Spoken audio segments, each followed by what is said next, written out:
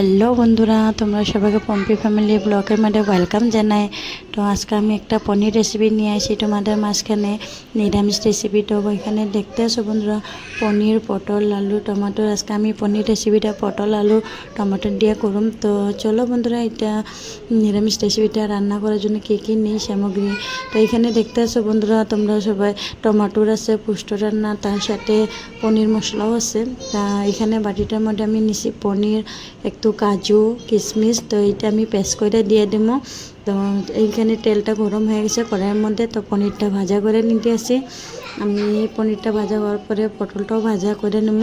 তো এইরকম short short video দেখার জন্য বন্ধুরা আমার চ্যানেলটিকে সাবস্ক্রাইব করো, লাইক করো, কমেন্ট করো, শেয়ার করো ভিডিওটারে।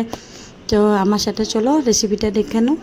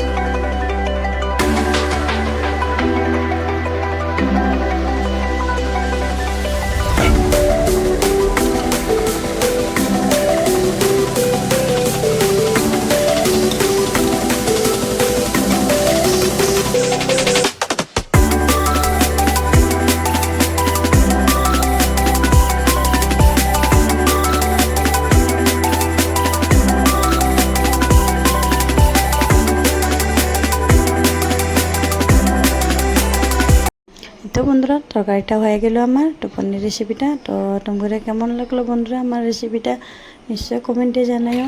আর এই রেসিপিটা রুটি বা পরোটার লগে খেলে অনেক বেশি স্বাদ লাগে।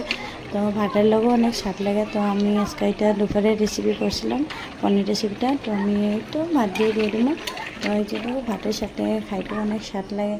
তো খাস করে পরোটার সাথে অনেক বেশি স্বাদ লাগে। তো কেমন লাগলো আমার রেসিপিটা নিশ্চয়ই কমেন্টে জানিও। Tata, bye bye.